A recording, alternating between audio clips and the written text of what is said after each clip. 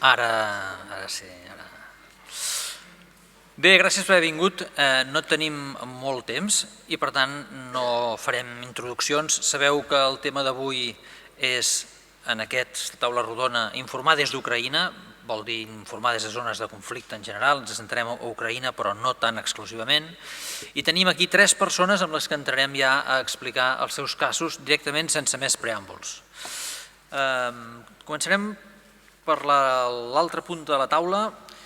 El Lluís Caelles va néixer a Isona, és professor de la Pompeu Fabra i és periodista de TV3, ha estat director i presentador de telenotícies en tots els horaris, matí, tarda i vespre, i ha estat corresponsal a Brussel·les.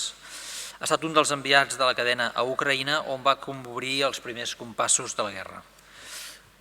Lluís, és molt famosa l'expressió la boira de la guerra, que fa que no es vegi el que està passant. La vas viure a Kíev? Tenies la sensació que no sabies ben bé què estava passant? Bona tarda.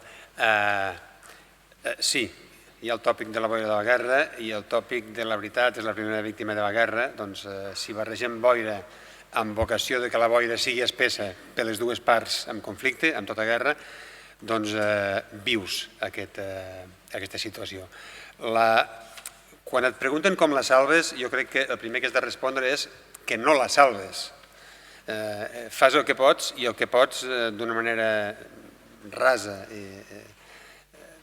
d'una manera senzilla, és aplicant els principis periodístics bàsics, els mateixos que apliquem quan anem a cobrir una cosa a Manresa, a Barcelona, a Lleida o a Ucraïna en aquest cas. És mirar, en la mesura del possible, de tenir fonts de primera mà, de tenir testimonis del que ha passat, si és algú que ho ha vist millor que algú que t'expliqui el que li ha explicat algú, intentar preguntar, repreguntar, conèixer el detall de les coses i explicar-les honestament. I si no ho saps, no explicar-ho. I si t'equivoques, després dir que t'has equivocat.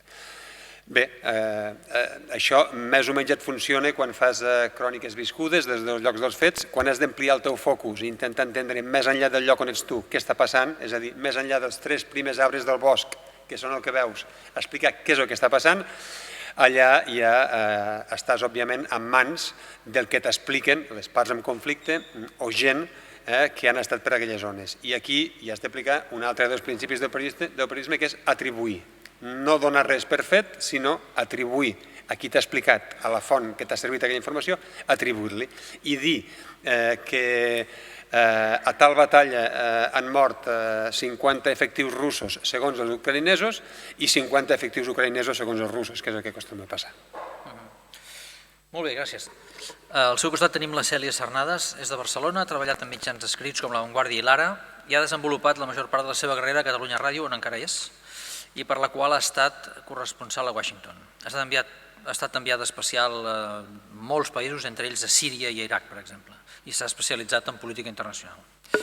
Cèlia, com a persona que has vist directament diversos conflictes, diries que des del punt de vista del cobriment periodístic que se'n pot fer, la guerra d'Ucraïna té algun element particular o tots els conflictes acaben sent iguals? Bé, jo penso que hi ha unes característiques comunes a tots els conflictes.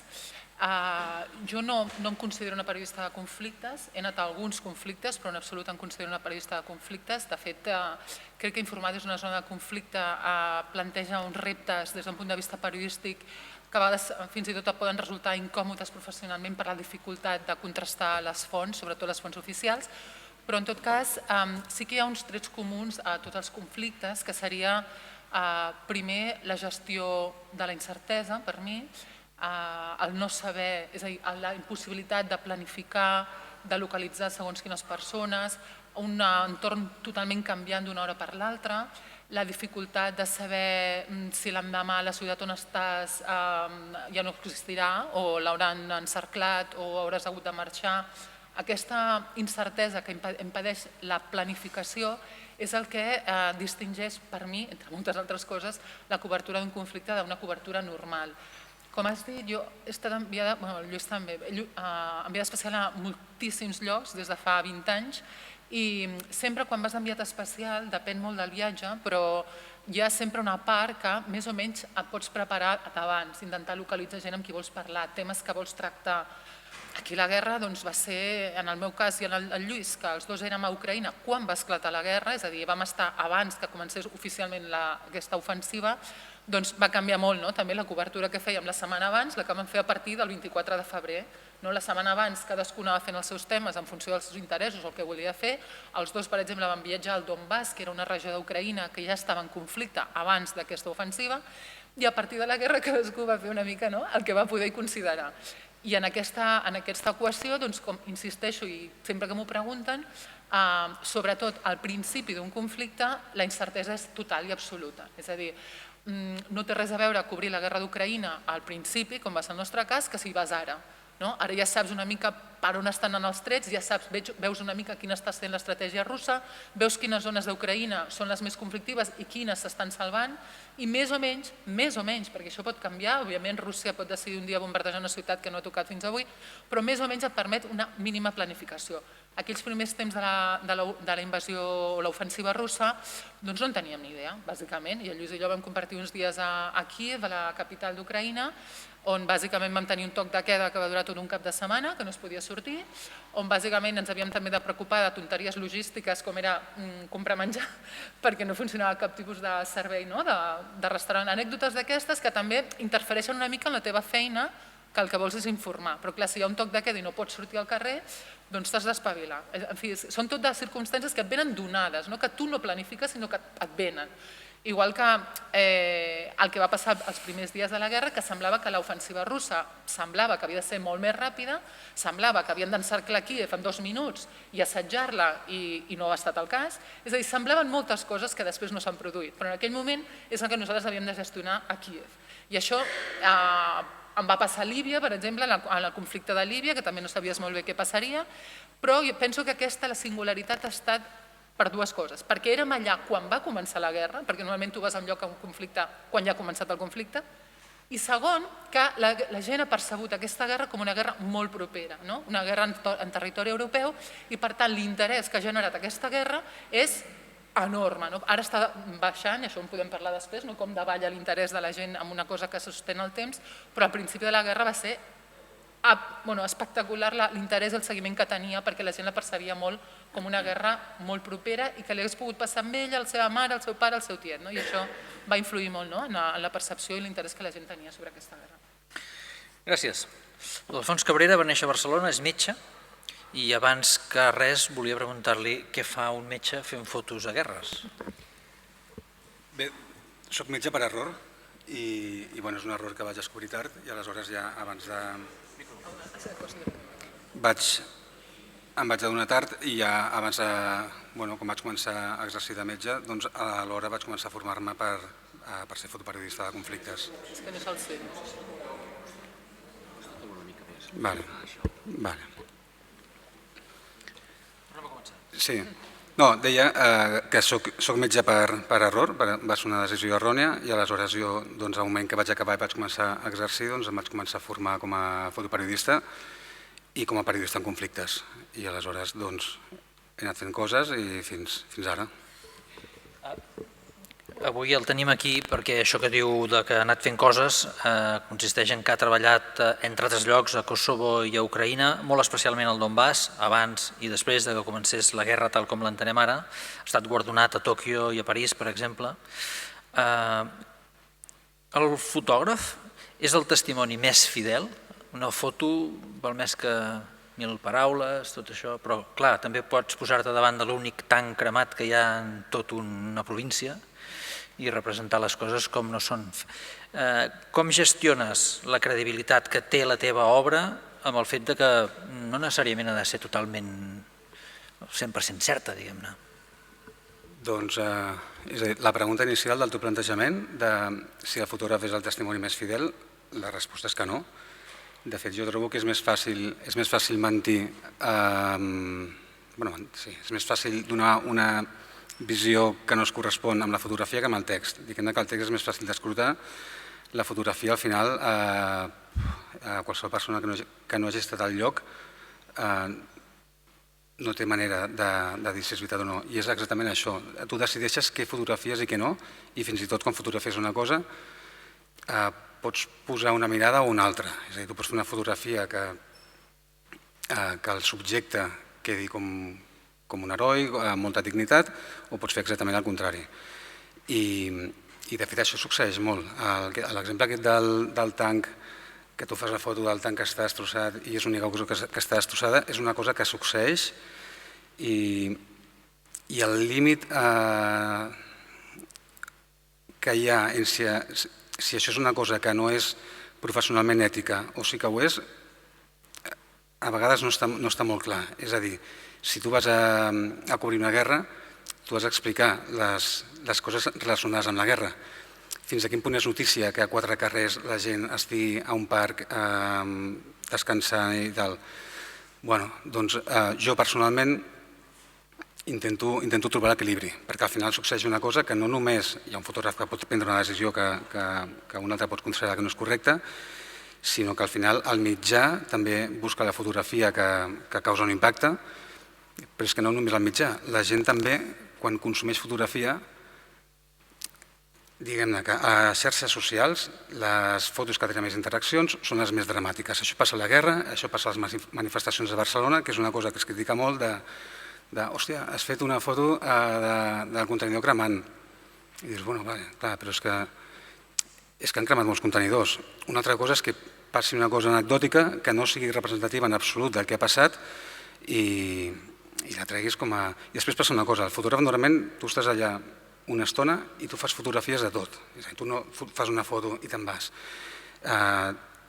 Jo personalment intento fer diverses fotografies que facin que la persona que les vegi tingui una sensació que s'assembli una mica a la que he tingut jo. Ara bé, després quan publiques una foto a un article, doncs en surt una o dues o tres. Esclar, i la tria mai la fa el fotògraf, evidentment. Per qualsevol, o per tots tres, en una guerra com aquesta, en la que hi ha un agressor clar i un agredit clar, inqüestionable, com ho fas per no decantar-te obertament per l'agredit quan expliques la història del que estàs veient? Bé, tu has dit, si és una guerra en la que tu honestament veus, perceps, saps, fent-te les preguntes bàsiques que has de fer, que hi ha un agressor, que és un país, que n'agredeix un altre, que no ha fet res de manera immediatament anterior a la invasió per ser envaït, doncs explicar-ho, senzillament, explicar-ho. Nosaltres ho hem explicat així, no cal carregar les tintes. És a dir, és veritat que les paraules estan carregades i són connotades, i els russos, és a dir, el Kremlin segueix dient que no ha envaït cap país, segueix dient que està alliberant un país, les paraules estan carregadíssimes. Bé, podríem fer allò tan pur a vegades de dir aquest conflicte, segons Rússia, una defensa i un alliberament d'Ucraïna, segons els ucraïnesos una invasió, però això és com aquell tòpic de dir segons els russos plou, segons els ucraïnesos fa sol, doncs escolta, no diguis això, surt a fora i mira si plou o fa sol. Doncs bé, jo crec que nosaltres vam sortir a fora, com diu la Cèlia, no és que sortíssim, és que estàvem allà i el que es va produir va ser una invasió russa. Ja està, els russos van entrar i jo crec que no és qüestionable dir que hi ha hagut una invasió. Després, quan et poses a analitzar les raons del que ha passat, la gent es remunta fins a molts anys enrere i has de tenir una certa capacitat d'anàlisi, d'esforç i empàtica per veure per què tothom es mou. Però el que està clar és que hi ha un país que acumula tropes a la frontera d'un altre país, en va acumulant, i fa que el món es fixi en el que passarà allà, i fa que la massa d'informadors del planeta acabi convergint allà perquè es preveu que hi haurà un gran conflicte i tots comencem en diem fer anàlisi, a vegades ens escorrem una mica cap a l'especulació. Què és el que podia passar allà? Doncs hi havia, amb el ventall de què és el que podia passar, hi havia des de qui pensava que no passaria res, que Rússia senzillament estava acumulant tropes per forçar gairebé no una rendició incondicional, però una sèrie de moviments ucraïnesos per la por a una invasió, i a l'altre costat hi havia la gent que pensava que hi hauria una invasió a gran escala. I al mig, diferents opcions. jo sempre dic que hem estat tots molt poc perspicaços, però ja no parlo de tots, ja parlo de mi. Jo no em vaig ensopegar ni una.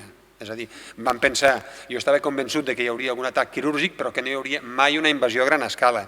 Els ucraïnesos també estaven convençuts que no hi hauria una invasió a gran escala.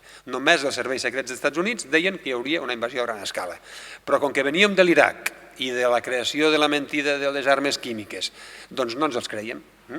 Per tant, tots vam especular amb el que passaria. Un cop els russos van entrar, van pensar tots que seria una guerra cibernètica, que hi hauria molt poc foc de la Segona Guerra Mundial. Allò està sent una barbàrie, és pitjor gairebé que la Primera Guerra Mundial. I quan es va començar a parlar de crims de guerra, vam ser molts els que vam tendir a pensar que estàvem al segle XXI i que els crims de guerra eren una cosa passada. I jo crec que ens hem anat equivocant amb tot.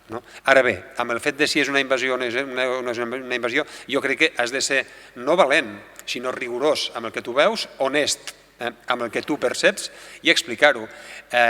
Segurament molta gent et dirà que pel fet de dir que allò és una invasió ja estàs connotat i t'estàs escorat. Jo no em referia tant al fet que si és una invasió o no, que això ho és, sinó més en el que deies tu, el llenguatge, acabar adoptant totalment, 100%, el punt de vista només de la víctima, que ho és, la víctima ho és.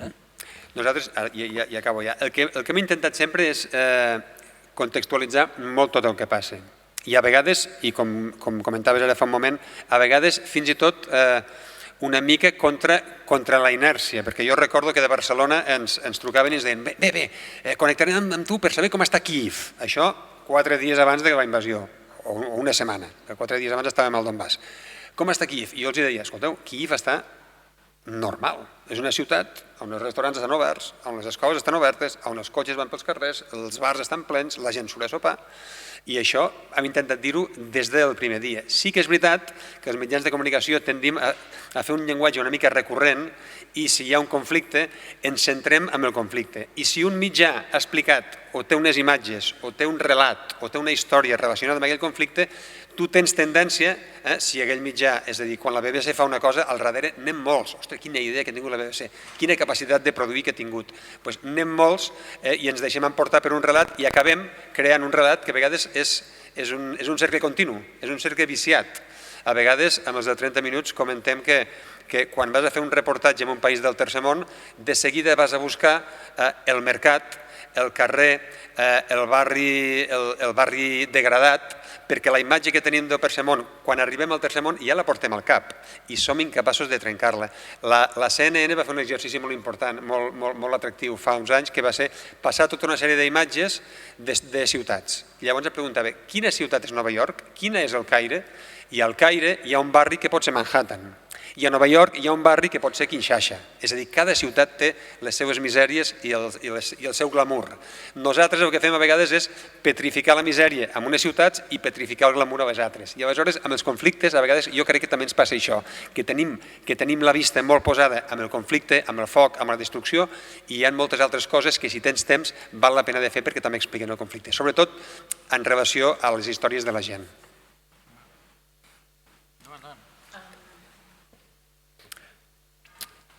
Bé, jo crec que en un conflicte com el d'Ucraïna crec que no sé valent ni res, simplement crec que passar-se de prudent penso que al final és com irresponsable. És a dir, els que érem a Ucraïna vam veure perfectament que Ucraïna era un país que funcionava normalment, que la gent anava a sopar, que la gent reia, s'ho passava bé, tenia una vida molt normal i tal, i d'un dia per l'altre ens vam despertar sota les bombes i va haver una ofensiva russa des de diferents flancs. Per tant, allò és una ofensiva en tota regla. Això, per una banda. Per l'altra banda, quan comença una guerra, és una frase tòpica d'això que mor la veritat, però realment és cert. És a dir, tens dos bandos al conflicte que el que volen és fer primar la seva versió de la història. I per això val tot. I val tot en els dos bàndols.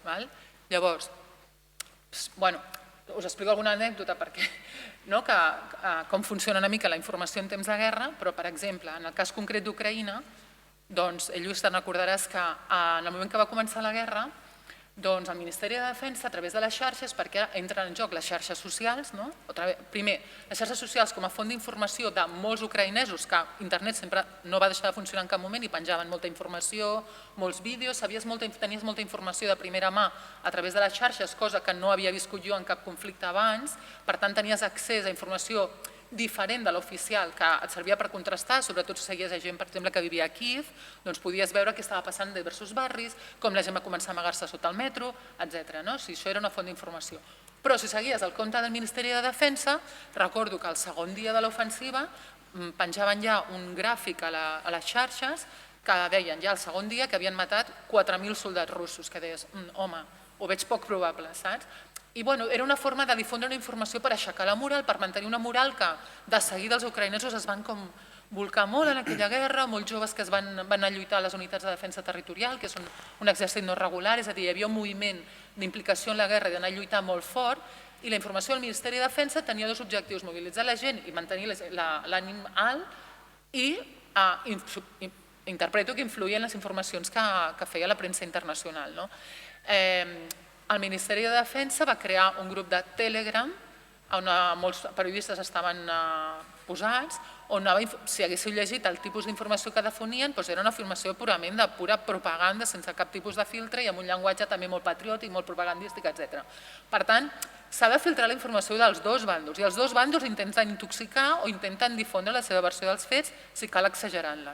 Per tant, no és que hi hagi un bàndol superdolent i un altre que és un angelet, no, tots dos fan el seu. Aquest piti, és un xiulet que fan.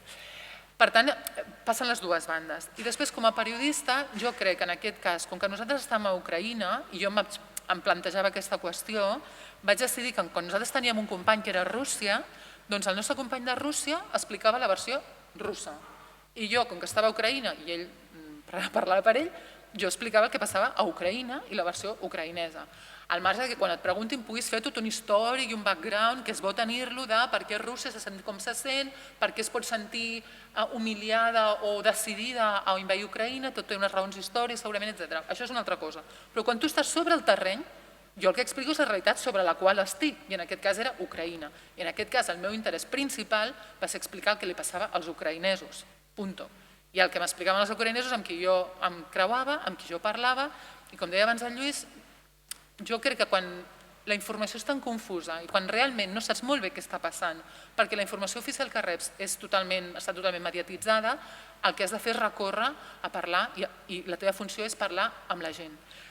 Rebre moltes informacions, molts inputs de la gent, de molts llocs, de tot tipus de gent, grans, petits, nens, el que té un supermercat, el que treballa en un banc, i amb això vas fent una idea de l'estat d'ànim d'un país, en aquest cas, i de com impacta en un país que d'un dia per l'altre tu passis de tenir una vida normal a Kíev, anar al cine, anar al centre comercial i comprar-te novel·les, etc., a tot tancat i barrat d'un dia per l'altre, la gent pujant en trens desesperada per fugir d'allà, amb un estat de terror total i sobretot un estat incert total.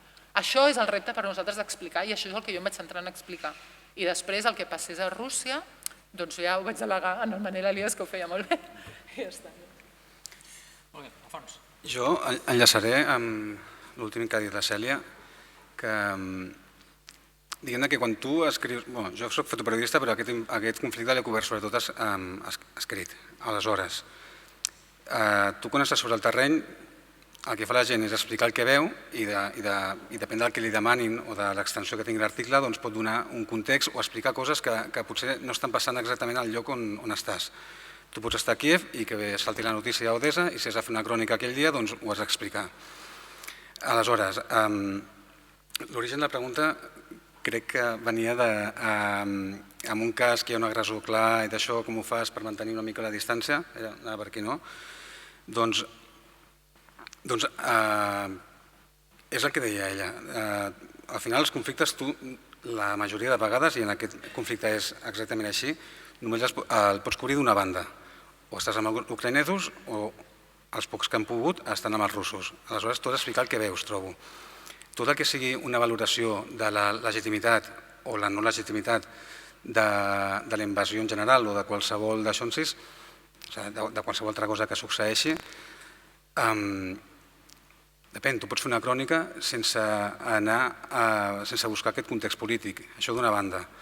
perquè de fet el context polític o explicar el conflicte en el seu conjunt, el que passa a diferents fronts, es fa igual des d'Odessa, que tu al final estàs veient el que succeeix a Odessa i tampoc ho veus tot, evidentment, es fa igual de bé des de Manresa, perquè tens les agències, tens altres mitjans de comunicació, tens Twitter, tens els canals de Telegram, és a dir, que la informació de tot el que no succeeix en el teu camp visual, que és una cosa molt petit, no la tens millor quan estàs allà. Alhora de fins a quin punt el fet que hi hagi una... Aquí posaré un però, perquè jo crec que és indiscutible que hi ha una invasió, hi haurà gent que ho discuteixi, em sembla molt bé. El tema de parlar que hi ha un agredit, doncs al final d'agredits n'hi ha als dos bàndols, que això no vull dir una altra cosa que hi ha agressions en els dos bàndols i després tu pots trobar que unes són més legítimes que unes altres i cadascú té la seva posició, que la seva posició cadascú la té en base a les seves fílies o en base a les seves simpaties. Jo crec que hi ha una cosa més important, que és que quan tu estàs sobre el terreny, home, quan arribes no, però quan portes uns dies, tu estàs en contacte amb gent que ho està patint. Aleshores, és impossible no sentir-te més a prop d'aquesta gent que dels altres. És que és impossible. El que s'ha de fer, trobo, és pensar, hòstia, si a mi m'haguessin donat l'acreditació per anar a l'altra banda, estaria exactament igual però al revés. I a partir d'aquí, doncs, tu intentar explicar el que veus i tot el que expliques que no veus, que t'arriba per qualsevol altre canal més o menys oficial o amb més o menys prestigi, doncs has de valorar una mica el prestigi que té el lloc aquest, el grau de confiança que li pots donar i en tot cas, doncs, escolta, quan dones xifres o quan anuncies una cosa i penses que té prou sostén com per poder donar-ho, doncs sempre fer-ho dient, escolta, aquesta gent diu que ha passat això i crec que ja estic en aquest punt. Una mica lligant amb el que deies ara tu, Alfons, en els llocs on heu estat, heu vist gaire el cas del periodista que es posa el casc a davant d'un edifici en runes per llegir un teletip que li envien des de Barcelona? Hi ha de tot en aquest món, sí, hi ha de tot. Jo quan vaig estar a Gaza, a 60 quilòmetres de Gaza, hi havia gent fent directes que semblava que estaven caient bombes i no en caien.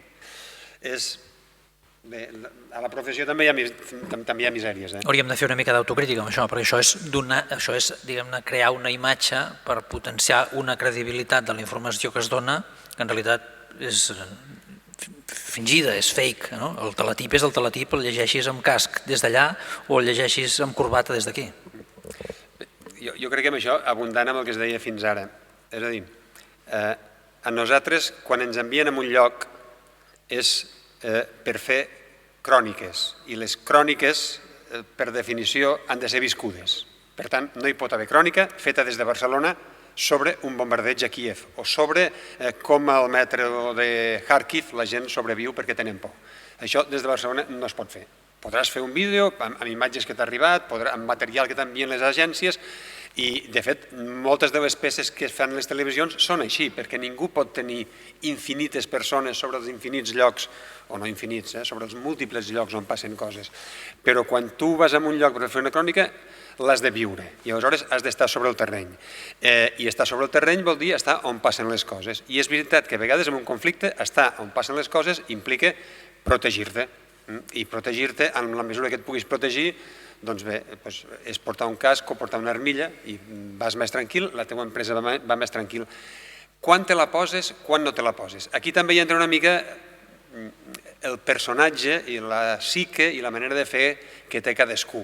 Jo, com deia Vasili abans, jo tampoc em considero un corresponsal de guerra ni un reporter de guerra. De tant en tant te'n toquen a fer alguna i hi vas. Però sí que és veritat que s'ha petrificat a l'imaginari col·lectiu aquesta mena de el reporter de guerra, que fins i tot té com una pàtina glamurosa i això és possible que estigui mal digerit per algú. I a mi, de totes maneres, no em fa... no em destorbe tant algú que es posi un casc i una armilla i la utilitzi per pujar una mica la tensió ambiental de la seva crònica, com la gent que no estigui al lloc per viure-ho i per després explicar-ho. A vegades la gent et pregunta, home, com et blindes tu, com et tanques davant de tanta violència o davant de tal impacte. I jo sempre tinc tendència a dir que nego la major, és a dir, que no t'has de tancar i que no t'has de blindar, que tu estàs allà per obrir-te, fins i tot emocionalment. Si no t'obres emocionalment, que som sers emocionals i ens entenem més per les emocions a vegades que per les informacions, si no t'obres emocionalment no podràs explicar, no podràs viure el que passa allà, i si no pots viure el que passa allà no podràs explicar-ho. Per tant, em neguiteja més ser capaç d'estar al lloc, de viure-ho, d'explicar-ho, de ser empàtic, de tenir el focus ben posat. A totes les guerres pateix, com ell deia, sempre pateix la gent, als dos costats sempre pateixen els mateixos, les guerres les fan els mateixos i les pateixen els mateixos. Hi ha una agressió d'un, hi ha un agredit, però qui pateix la guerra són la gent que acaben marxant, la gent que s'apilonen a la frontera, la gent que carretegen el dolor per un mort, per marxar de casa, per separacions, i aleshores a mi el que em preocupa és intentar estar al lloc on passen les coses. Si en alguns llocs t'has de posar casc perquè hi ha perill, doncs te'l poses. És més, moltes vegades vas a llocs i qui t'obligui a posar-te el casc i l'armilla són les tropes que hi ha allà. Si no aneu ben pertrechats, no passeu vosaltres. T'ho poses i ja està. Però em neguiteja més ser al lloc on s'ha de ser i posar el focus on l'has de posar.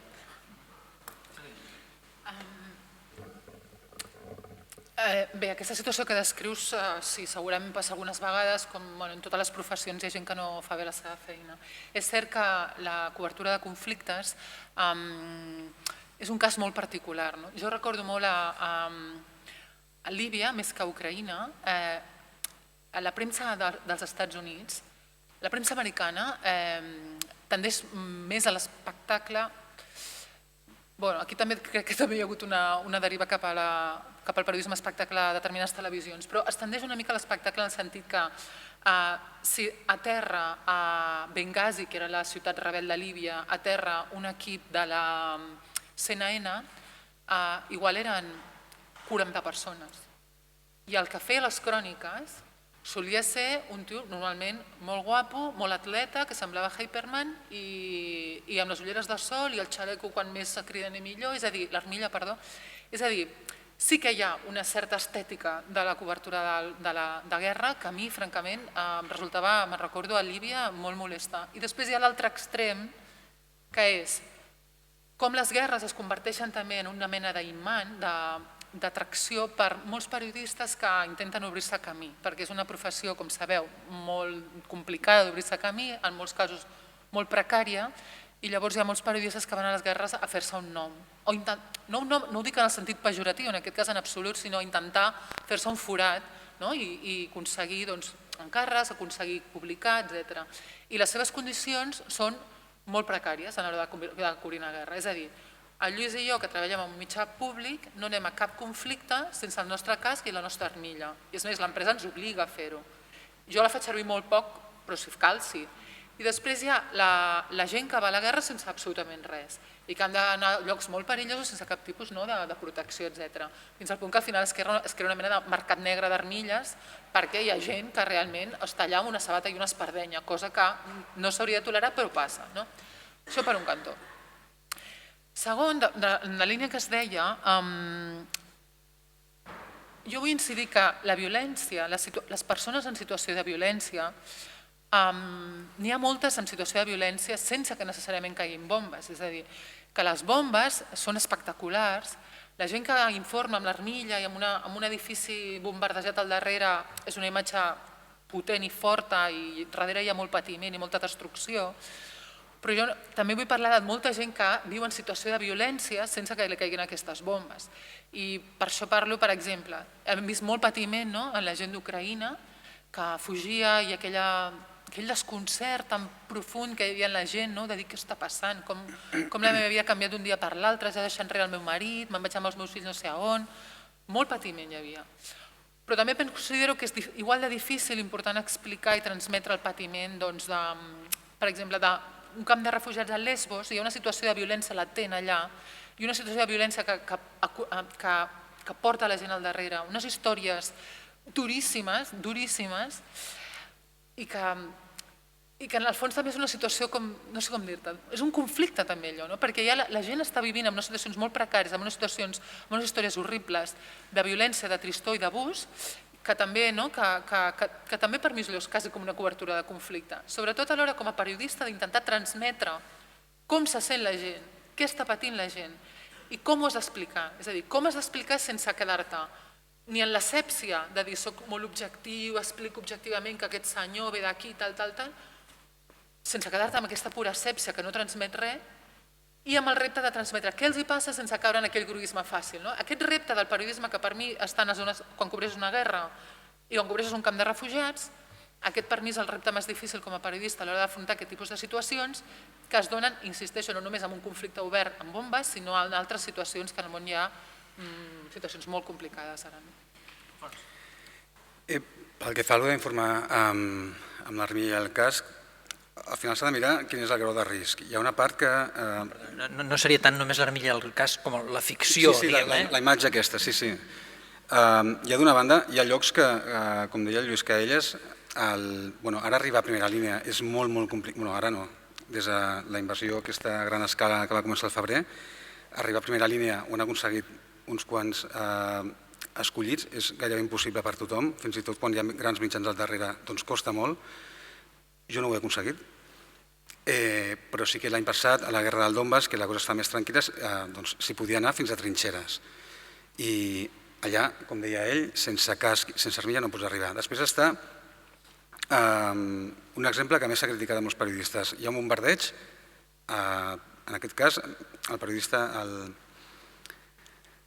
el Príncipe Marsupia, com es diu? El Príncipe Marsupia? Sí, Alberto Sicilia, sí, és un periodista de La Sexta.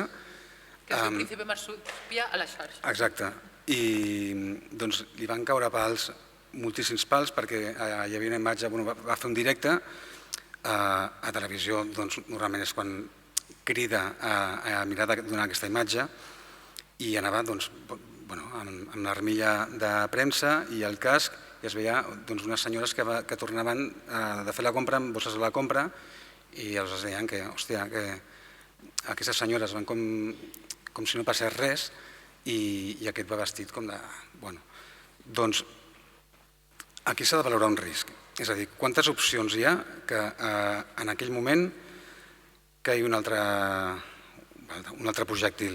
Doncs vaja, jo crec que en el cas aquest de l'Alberto Sicilia estava molt justificat que estigués amb l'armilla, perquè sempre que hi ha un lloc que ha estat colpejat, doncs hi ha bastants números que en les següents hores pugui estar colpejat. Evidentment, no és un risc altíssim, per això aquestes dones es poden permetre anar així.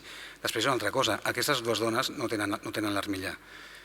Aquesta és la part que és lògica i, vaja, totalment justificable. Després hi ha l'altra, que jo l'he vist fer, que és en zones on tu veus periodistes que surten de l'hotel, van a comprar aigua i menjar i van sense armilla, doncs a la mateixa zona davant de l'hotel es posen l'armilla per fer la connexió. Aquí hi ha possibles raons, i això ho hem vist tots, vull dir, s'ha vist a xarxes i quan estàs allà ho veus.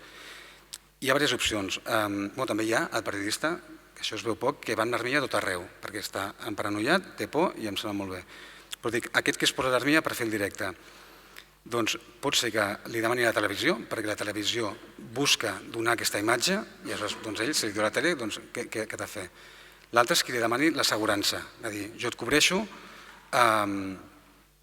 però has d'anar protegit, perquè si no, doncs, vaja, no et cobreixo. I l'altre és que sigui un flipat, que és una altra de les motivacions que hi ha. I ja està. A veure si podem fer dues rondes més, perquè com aquell que no vol la cosa són 7:45. A veure si podem fer un parell de rondes més amb respostes més curtes. Tots els que som aquí, jo diria que no hi ha ningú que sigui tan gran com per recordar una experiència vital, personal de la guerra. Tots coneixem la guerra pel que hem vist als documentals. I la guerra són bombes, tancs, vestits militars, però també gent que l'altre dia estava al costat del riu Kíev passant la tarda. Pregunta. La primera vegada que hi arribes, quan la veus, la guerra és com te l'esperes? No. No, saps per què? Perquè la guerra l'has vist com te l'expliquem els periodistes. I el que deia abans, els periodistes tendim a decantar la realitat cap a on creiem prèviament que s'ha de decantar. Perquè nosaltres quan anem a una guerra o a qualsevol lloc, tenim una imatge prèvia del que és una guerra. Els periodistes i tots els que esteu aquí. Tots tenim una imatge prèvia. I aquesta imatge prèvia, sovint marcada per relats periodístics previs, de les grans cadenes, a lo millor, cadascú té la mítica BBC, els corresponsals que han marcat allò una mica les cobertures de guerra, i per tant tu penses que la guerra és allò, i penses que la guerra són bombardejos, són soldats desplegant-se, són artilleria movent-se, és gent gairebé corrent perquè no poden caminar, o bombardejos massius, i quan tu arribes a la guerra és, en el cas de Kíev, la guerra va ser buidor. De sobte van començar a caure bombes que tu no veies, és que passen coses que tu no veus, tu sents. Jo recordo que ens van despertar a les 4 del dematí de l'Otau i ens van dir de mi de Barcelona, ei, això ha començat, activeu el directe i posem-nos en marxa. I jo deia, ha començat què? Un atac massiu. Jo deia, un atac massiu? Sí, per diferents llocs. I mentre parlava jo vaig començar a sentir els bombardejos de l'aeroport. Però és un soroll que està allà de fons i que al cap d'una hora ja s'ha convertit en un soroll rutinari i de sobte tu surts i veus una ciutat buida. La gent marxa, la gent ha marxat, el teu traductor se'n va cap a casa amb la seva família, el conductor també, i al final és una ciutat deserta on de tant en tant hi ha algun bombardeig, però quan hi ha un bombardeig tu no el veus perquè la ciutat és molt gran i tu has d'esbrinar on han caigut les bombes per anar-ho a veure i preguntes però ningú ho sap i no pots anar als llocs perquè, com deia la Cèlia, la cosa més ínfima com moure's 300 metres amb un equip de televisió ho has de fer caminant perquè no hi ha taxista, perquè si en trobes algun no et vol portar al lloc on tu vols anar precisament, perquè és precisament el lloc que ell no vol anar. És la pèrdua d'aquest confort amb el que vivim, és la incertesa que hi ha i són ciutats que canvien la fesomia, però no és un escenari de guerra d'aquells de trinxeres, de soldats com les que estem acostumats a veure. La guerra és buidor, és incertesa i és veure gent desconcertada que miren de fugir i a tu et deixen sol perquè tu estàs en un lloc on ningú vol ser-hi i gairebé tothom marxa i tu hi vas, que és la teva obligació. Fins i tot els periodistes. Quan nosaltres vam baixar a fer els directes a les 6 del matí quan la guerra havia començat, hi va haver molts periodistes que marxaven. I jo recordo una noia grega que havia conegut i deia, on aneu? No, marxem. I jo li deia, però marxeu ara? Sí, és que comença la guerra. Dic, però és que nosaltres hem vingut aquí per cobrir una guerra. Per tant, tothom marxa i tu et quedes sol. I et quedes sol en una ciutat buida on sents coses, on no ets capaç de veure les coses i ets capaç de percebre un perill que tampoc saps ben bé si existeix. Però no s'assembla gens, per mi, amb el que jo coneixia com a guerra. Bé, segurament és molt difícil, és molt diferent qui cobreix, com ell deia, el front de guerra, literalment. O sigui, on hi ha les trinxeres, on hi ha els soldats. La guerra del Donbass, que estava en marxa des del 2014, hi havia allà un front claríssim de guerra, on els projectils anaven d'un cantó a l'altre, hi havia soldats ucraïnesos desplegats en aquell front de guerra. Allò és una part de cobrir la guerra, és una part, és on hi ha el front de guerra. Quan hi ha una ofensiva d'aquest tipus, el front es difumina, perquè, com ell deia, jo si em vaig despertar per les bombes de Kharkiv, imagineu, jo havia anat sabent que hi hauria una guerra i quan vaig sentir la bomba al principi no sabia què era, no vaig identificar aquell soroll. Vaig pensar, què és això? A les 4 de la matinada. Fins que vaig dir, és la guerra. Llavors, efectivament, el so de les bombes és el que t'acompanya des del principi d'una guerra. Les sirenes és el que t'acompanya des del principi d'una guerra i és el que et fa percebre que estàs en guerra, com a soroll. El primer dia que van sentir les sirenes, tothom és les sirenes de guerra. El segon dia, el tercer, el quart, ja ningú els notava. Forma part de la guerra el soroll i el no soroll, com deia ell. És a dir, si tu baixes a una ciutat com Kíev, que l'havies vist fa 4 dies, una ciutat en ebullició, i no hi ha ningú al carrer, i tot està tancat, i el metro, a Kíev, per exemple, hi ha una xarxa molt important de passos subterranis, pensats en part pel tema del fred, a més a prova de bombes, etc., que tu en un dia normal baixes allà i hi ha músics al carrer, botigues venent de tot, jo què sé, hi ha molt ambient, no? Te'n recordes? Baixes, fantasmagòric. En 2 dies. Això forma part de la guerra. El soroll i el no soroll, les paraules i les no paraules, la persona que no és incapaç d'articular una paraula i la persona que al cap de 2 minuts es posa a plorar desesperadament, tot forma part de la sensació que alguna cosa molt important ha canviat aquella nit i que no necessàriament és la visió dels soldats a la línia del front. O me'n recordo quan va començar la guerra, que nosaltres érem a Kharkiv, a la frontera russa, i vam començar el camí amb tota la gent que va començar a sortir de Kharkiv, intentava fugir cap a zones més del centre del país que percebien més segures. Pel camí es anaven creuant tots els vehicles militars ucraïnesos que anaven cap a la frontera russa, que era la carretera que havien fet 3 dies allà, jajajiji, no? I llavors, passar aquells vehicles militars és una imatge clara que estàs en guerra. Però hi ha molts altres elements, com dic, no? I una tensió soterrada que, insisteixo, és aquesta incertesa, que no saps què passarà i que no tens ni idea cap on aniran les coses també.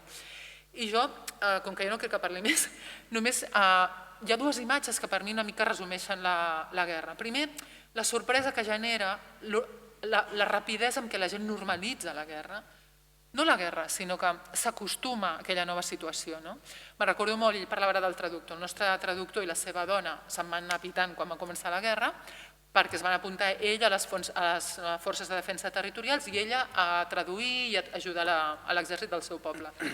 Primer, us asseguro que estava en estat de pànic el primer dia, sobretot ell, perquè havia viscut la guerra del 2014, en estat de pànic. El quart dia, jo els deia, com esteu i tal? Molt bé, sí, tot molt tranquil, aquí al poble. O sigui, com de seguida van interioritzar que havia canviat allò i que la seva vida a partir d'ara era aquesta fins que tornés a canviar. I llavors, me'n recordo, per exemple, a Lviv, que la ciutat de l'oest, més a l'oest d'Ucraïna, la més propera a la frontera amb Polònia, que ha estat un lloc bastant segur durant tota la guerra, una imatge que sempre em quedarà, que quan vam sortir un dia, estava nevant i hi havia, davant del nostre apartament on havíem dormit, o habitació, hi havia una parella amb 2 nens petits i les estaven gronxant i nevava.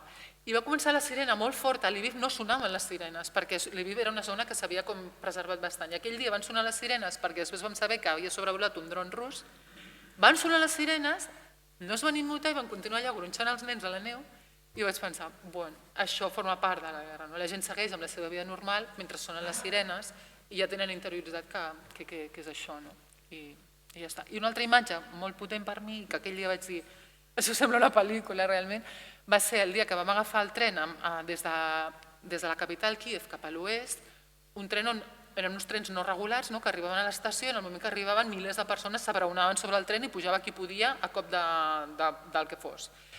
I me'n recordo, va venir un tren fals alarma que tothom pensava que era el que anava a Lviv, van anar milers de persones, van creuar les vies així corrents per anar cap al tren que no era, simultàniament van començar a sonar les sirenes, la gent va caure, s'ensopegava, ploraven i tal, i era una sensació de caos total que també per mi va ser una imatge de la guerra lluny de les trinxeres.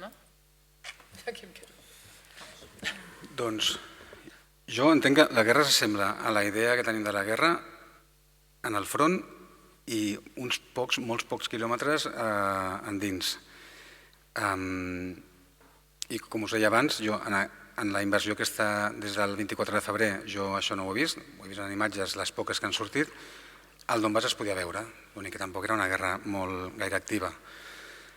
Ara bé, la guerra una mica més enllà s'assembla més a la pandèmia que no pas a una guerra de pel·lícula. I la guerra, ho deia ell, que són carrers buits, són comerços tancats.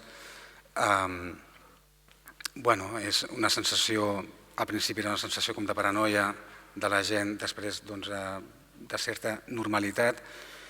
I tot depèn de quant t'allunyis d'on passen les coses. Jo el darrer viatge a Ucraïna, al maig, vaig estar a Bakhmut. A Bakhmut cada dia queien entre 1 i 2 projectils i un dia van caure 15. allà hi havia gent, hi havia poca gent, però hi havia gent que passejant pel carrer, molt poca, però n'hi havia. I al final aquesta gent fa un càlcul, que és a dir, si cau un míssil o un projectil al dia o dos, quantes possibilitats hi ha que em caigui a mi a sobre? Home, doncs si cau un o dos són baixes. Si en cauen 15, doncs potser sí que marxo. I al final tot és aquest càlcul. Aleshores, com més t'allunyes, o depèn, no només que t'allunyis, sinó si en les setmanes o els dies anteriors hi ha hagut un atac des de distància en una ciutat, doncs segurament això també provocarà que la gent no vulgui ser allà. Però aquest càlcul inconscient hi és sempre. I em sembla que hauria de dir una altra cosa. Sí, aquesta guerra, ara mateix no tenim xifres, hi ha xifres però que no són gens fiables, però segurament quan es faci un balanç dels morts que hi ha hagut el 2022 seran xifres de Síria o més. Xifres d'algunes desenes de milers de morts. I això xoca, jo crec que això canvia una mica, però la gent té una idea, jo el primer, que tu arribes a Ucraïna o una guerra i t'estan caient els míssils a sobre, i això evidentment no és així, és el que estava comentant ara. Aleshores, el que sorprèn és que en una guerra a Ucraïna, en la que hi haurà un balanç de no sé quants milers de morts, hi ha moltes zones del país en què es viu, ara mateix sobretot, amb total normalitat. Al principi no, perquè al principi hi havia la incertesa de la que parlava el Lluís, que no sabies per on et podien anar les coses, però ja a partir de la tercera setmana hi havia zones de l'oest del país que hi havia total normalitat, però és que fins i tot Kíev a finals de març començaven a obrir les pizzeries. Vull dir que encara era una situació pandèmica, però es vivia així la cosa. I faré un paral·lelisme perquè crec que és molt adient i que ens toca de prop. A Urquinaona, el 2019, tu estaves allà a passar Urquinaona i allò era una bogeria increïble i apassionant.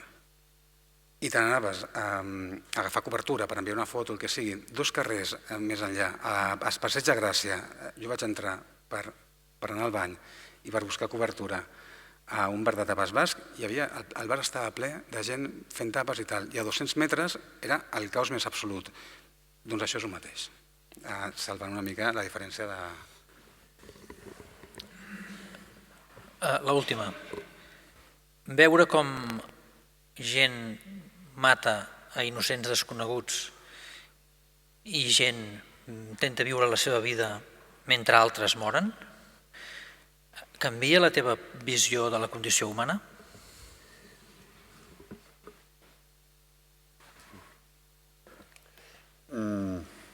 Bé, jo de les zones de conflicte, una de les coses més intenses que es poden viure, crec jo, és veure com s'extrema la condició humana, pel millor i pel pitjor. Perquè, insisteixo, abans la Cèlia parlava dels camps de refugiats. La guerra té molt de recorregut. I els camps de refugiats de Grècia, per exemple, quan el 2015 hi va haver tot aquella milers, 1 milió de migrants que es van posar a caminar gairebé i van fer la ruta dels Balcans, la guerra estava a Síria, jo no la vaig arribar a veure, però allà veies la guerra i allà et trobaves des del comerciant que multiplicava per 10 el preu de les coses perquè veia que hi havia mercat, a l'amo d'una benzinera que agredia a les ONGs que venien a portar menjar als migrants que hi havia allà instal·lats perquè ell tenia una botigueta i ell volia fer negoci, fins a la gent que de sobte arribava amb un cotxe i descarregaven 6 cotxets que havien trobat, o el pastisser que arribava amb el camió carregat, obria i donava pa a tothom. Per tant, a la guerra, o en aquest cas a la crisi de refugiats, que és la perllongació de la guerra, hi vius el millor i el que és pitjor. I que hi hagi bombardejos sobre civils forma part del que és pitjor. I és de les coses que jo deia abans que pensava que no viuríem, perquè ens havien promès una guerra gairebé quirúrgica, tecnològica, amb la que els països es rendirien. A partir d'ara les guerres es farien a internet i els països es rendirien quan tota la seva infraestructura estigués compromesa, però no hagués mort ningú. I això no només no ha passat, sinó que el que es va inaugurar amb el bombardeig de Barcelona a la Guerra Civil, que era bombardejar els civils per crear la por, crear el pànic i que traslladessin als seus dirigents la por i aquest pànic, arriba a Ucraïna en aquest cas. Jo sobre això que dius penso que sovint quan tu llegeixes balanços, és a dir, 10.000 morts és una xifra, però aquell mort, o més que aquell mort, el familiar d'una persona morta que t'explica com se li ha mort un familiar, allò ja no és una xifra. I per això quan deia abans que les cròniques estan basades en que tu vagis allà i ho visquis, per això penso que és tan important, perquè li treu fredor i expliqui la realitat tal com és. Nosaltres vam estar en un enterrament un dia que se'ns va punxar la roda del cotxe. Quan vam anar a canviar la roda del cotxe, la roda de recanvi estava punxada, és a dir, una situació que quan et passa aquí ja és bastant catastròfica, les dues rodes punxades no saps què fer. Doncs ens va passar en una zona molt perduda, minada a més, i com que vam tenir gairebé un dia per estar allà, vam acabar anant a un cementiri, vam trobar una noia i aquesta noia anava a enterrar el seu xicot, que el que ens va explicar és que en una sortida d'un comboi humanitari del poble, un comboi de russos es van dedicar a divertir-se disparant a la gent i van matar el seu noi. Doncs aquella estona que vam parlar amb aquella noia, li vam demanar permís per si la podíem entrevistar. Quan van arribar els pares del noi que havien matat, vam demanar permís. És el que us dic, ser una mica honest. Som una televisió, volem documentar el que passa, ens agradaria que ens deixéssiu documentar-ho. Tothom et deia que sí, és a dir, els ucraïnesos, ells estan convençuts de que estan al costat bo de la història, que els han agredit, que són un poble que volen triar cap on volen anar i, per tant, en aquest aspecte els mitjans ens facilitaven bastant les coses. Doncs aquell moment que tu veus una mare destrossada a damunt del fèretre, i de mares, tots, o pares, tots ho som o en tenim. Si més no en tenim, i moltes vegades ho som. Doncs aquest tipus de coses és el que de debò que et fa arribar a la guerra. Els balanços han mort 25.000 persones, fins i tot civils, no deixen de ser xifres, però quan et trobes un esguerrip humà tan gran com aquell que vius és quan veus la guerra i et dones compte per un moment, perquè moltes vegades quan tu estàs amb la càmera et fa d'escut, però quan la baixes et dones compte de com d'absurd i de com de poderosament dolenta és la guerra.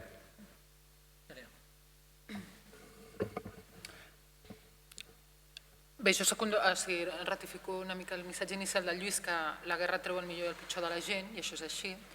I ho hem vist a la guerra d'Ucraïna amb tota la onada de solidaritat immensa que va haver per part de molta gent d'Europa que va anar a la frontera a ajudar els ucraïnesos que fugien. Però a mi el que m'agradaria afegir és que la guerra, mentre està obert un conflicte armat, és només el principi d'un procés superllarg i traumàtic per refer i reconstruir després un país. I a mi tant m'impacta i tant m'afecta, perquè t'afecta, veure el que va passar a Ucraïna allò amb un conflicte en directe, com que jo, per exemple, quan vaig tornar d'Ucraïna al cap d'un mes, vaig anar a Bòsnia i Hercegovina perquè era el 30è aniversari del setge de Sarajevo, que, si sabeu, va durar uns 4 anys, ha estat el més llarg de la història recent d'Europa. I un país que va haver una guerra duríssima, molt dura, als anys 90, va morir molta gent i sobretot va deixar un país absolutament destruït i enfrontat. 30 anys després, a Bòsnia i Hercegovina, la gent que va perdre tota la seva família no ha rebut cap tipus de satisfacció molts cops ni per part de la justícia. Hi ha encara gent molt traumada, violada, fills de violacions que no han rebut cap tipus de reconeixement ni ajuda, i sobretot és un país totalment ètnicament netejat, amb una desconfiança total entre grups ètnics, etc. És a dir, 30 anys després de la guerra, a aquell país li falten 200 anys per caminar i poder considerar que hi ha hagut una certa reconciliació, una certa reconstrucció d'aquell conflicte. Per tant, el que estem veient a Ucraïna, que no sabem la dimensió del que és fins que no sé quan ho sabrem, perquè això s'està fent. Una diferència, penso, respecte a altres conflictes, que és que A mesura que hi ha el conflicte, s'estan produint ja judicis contra soldats russos, hi ha hagut condemnes a mort de soldats russos, s'estan documentant, Amnistia Internacional, per exemple, ahir va emetre un informe documentant el que ha estat el setge de Mariúpol i l'atac contra el teatre de Mariúpol, que s'ha considerat o ja l'ha qualificat de crim de guerra. La Fiscalia del Tribunal Internacional de l'Haia, junt amb la Fiscalia d'Ucraïna i diversos països europeus s'han unit i ja estan fent investigacions sobre la marxa, sobre les matances de civils per documentar ja des en origen el que està passant a la guerra i després poder acusar o processar presumptes crims de guerra, és a dir, ja està produint-se sobre la marxa, perquè és una guerra que està tenint molts focus i molta atenció que probablement, i no va tenir, us puc assegurar, per exemple, la guerra de Bòsnia i Hercegovina, que va ser una guerra en territori europeu i que va rebre bastant menys atenció, com es veu avui en dia 30 anys després. I finalment, per acabar, el Lluís parlava de les xifres. Efectivament, amb tot, és a dir, amb una guerra, el nombre de morts, amb una guerra, el nombre de desplaçats a Ucraïna, la ONU xifra que han sortit d'Ucraïna 8 milions de persones, tot i que hi ha més de 3 que han anat tornant. Però és un desplaçament massiu en molt poc temps, inèdit en dècades.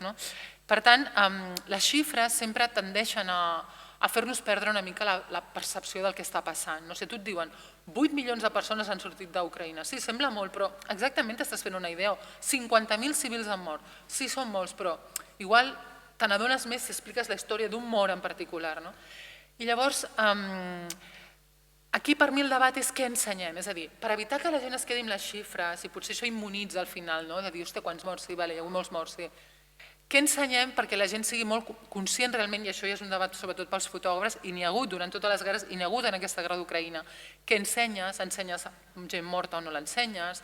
Ensenyes cadàvers mig esbudellats o no els ensenyes? Aquí hi ha un debat molt important deontològic, però també un debat hi ha fotògrafs que defensen a mort, que cal ensenyar morts perquè la gent sàpiga i vegi què és una guerra. Igual que està passant ara a la tanca de Melilla divendres passat, quan va haver-hi aquest salt a la tanca de Melilla, que s'ha difós una foto molt bèstia que va difondre l'Associació Marroquina de Drets Humans de molts cossos africans, hi havia barreja d'entre morts, ferits, detinguts, suposo que l'heu vist aquella imatge, i hi ha molta gent que l'ha criticat, per què hem d'ensenyar aquests cossos? Seria igual l'impacte d'aquest salt a la tanca de Melilla si no haguéssim vist aquestes fotos d'aquesta brutalitat? Crec que no. Fins on hem d'ensenyar perquè siguem conscients del que està passant? Li traslladem una mica també el debat amb ell, que és fotògraf. Enganxarem amb el que diu ella i després aniré a la pregunta. Jo trobo que s'ha d'ensenyar tot. Ara, jo respecto que una altra persona pensi que no. És que pots crear un efecte que la gent s'acostumi. També, si baixes un grau de nivell d'explicitat, també pot passar que t'acostumis en aquell nivell. Aleshores, posat a acostumar-nos, ensenyem les coses. Aquesta és la meva visió. Jo crec que això està canviant una mica. És a dir, jo vaig fer una foto d'un cadàver i aleshores jo vaig posar que això és una cosa meva i només meva, vaig fer la foto com jo vaig pensar. Jo sempre penso, si a mi em matessin amb un bombardeig, fins a on m'agradaria que ensenyessin. Faig trampa perquè el meu criteri no ha de ser el mateix que el de la víctima, però no tinc un altre. Tenia fotos que eren explícites, però diguem-ne que no el reconeixeria, no sé, potser la seva dona sí, però una persona mig llunyana no. Però la foto era explícita. Aleshores, aquesta en premsa no me la van publicar. Però a xarxes socials, i altra gent que va fer fotos similars, doncs jo em pensava que penjar aquestes fotos caurien un munt de cops dient que s'ha de respectar, no sé què, i en canvi no succeïa. És a dir, de fet, tenia molta difusió i en el meu cas ni una sola crítica, que jo crec que això fa uns anys no passaria. Ara, una altra cosa són els mitjans, que també ho entenc que han de ser més cauts perquè no és el mateix que diguin 4 coses per Twitter que pugui afectar el prestigi d'una marca. Això jo ho entenc. I després, anant a l'origen de la pregunta, si la pots tornar a formular, perquè m'he perdut... S'ha canviat la teva visió de la condició humana de les persones. Sí. Demanaves en el cas de veure algú matant algú. Jo no he vist ningú matant ningú, d'estar present en el moment que passa això. Jo he arribat després. I la resposta és que no. Però perquè jo crec... Jo havia vist morts abans, sí que és veritat, molts, el que no havia vist eren morts per mort violenta. Però vaja, això que canvia molt d'una persona a una altra. Jo la gent amb la que em vaig trobar allà, que va veure el mateix, com a mínim no se'ls veia. Jo crec que al final tots sabem el que passa en aquest conflicte i en altres. Aleshores, potser gent que és molt emocional sí que li pot... Però al final, vull dir que a mi personalment, el fet de veure-ho no m'afecta més que el fet de saber-ho.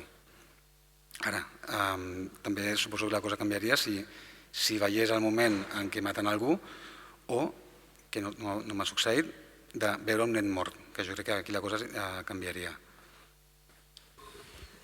Molt bé, la conversa és apassionant, jo m'estaria una hora i més aquí, però tenim un horari que hem de complir.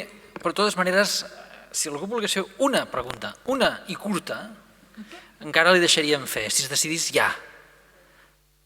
Va, un i prou, corre.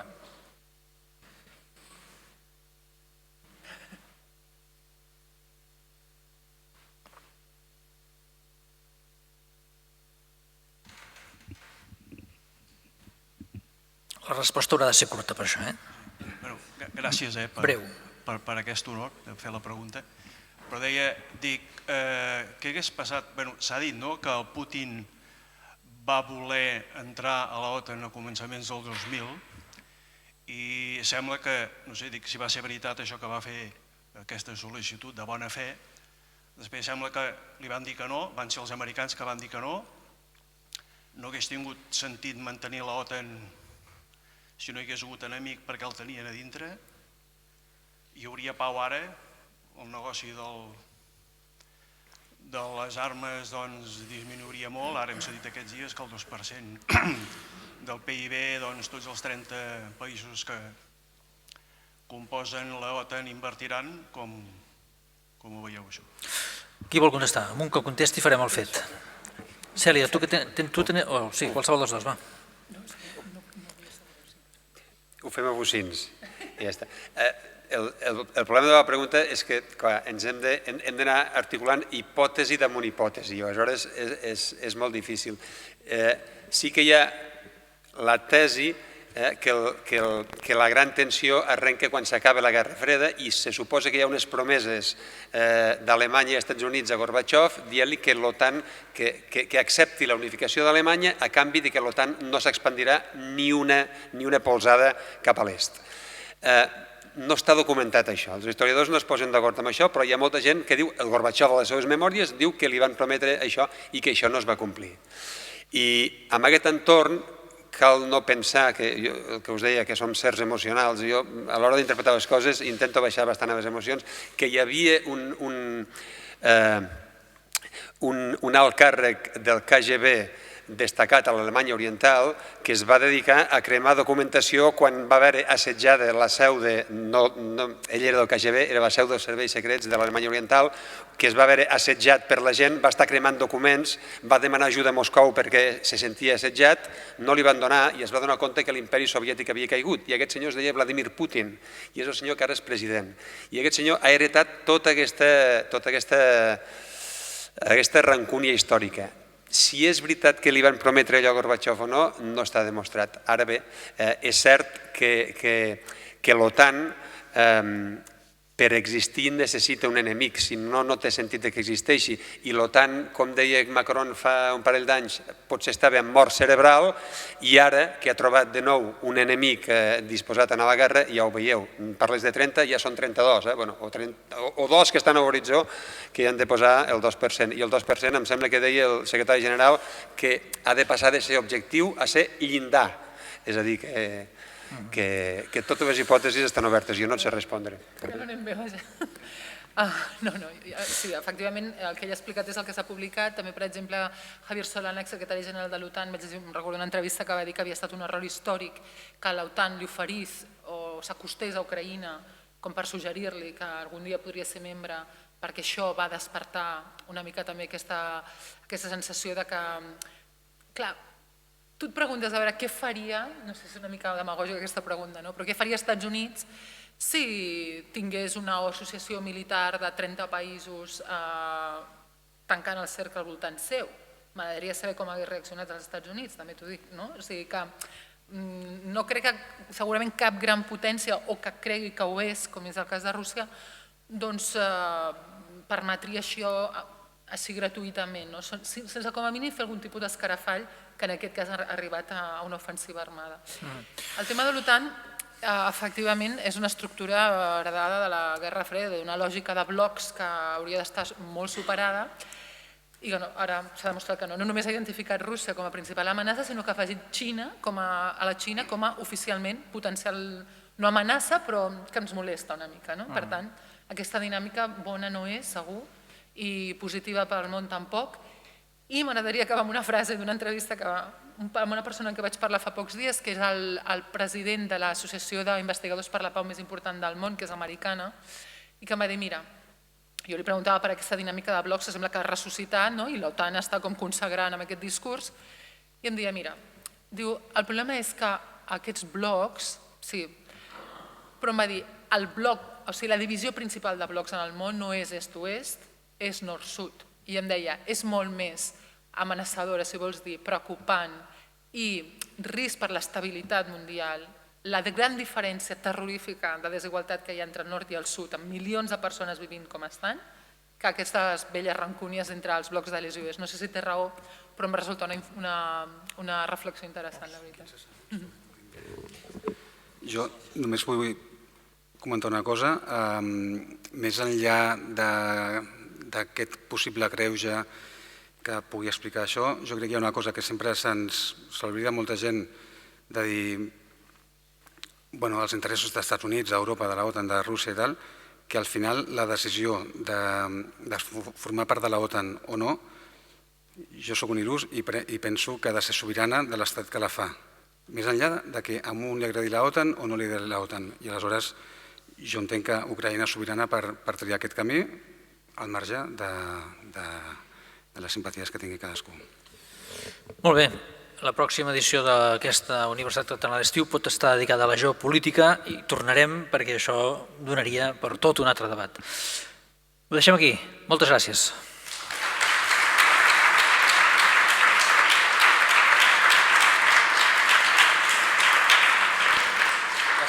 Bueno.